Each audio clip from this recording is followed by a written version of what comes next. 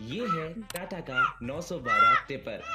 भले ये साइज में आपको छोटा दिख रहा हो, मगर कमाई में सुपर से ऊपर है।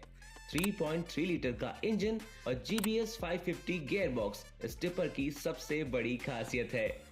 पावर 125 हॉर्स पावर की और टॉर्क 400 न्यूटन मीटर का किसी भी लिहाज से कम नहीं है। तकरीबन 10 टन की GVW वाले इस छोटे से टिपर में आपको टिल्ट एंड टेलीस्कोपिक स्टीयरिंग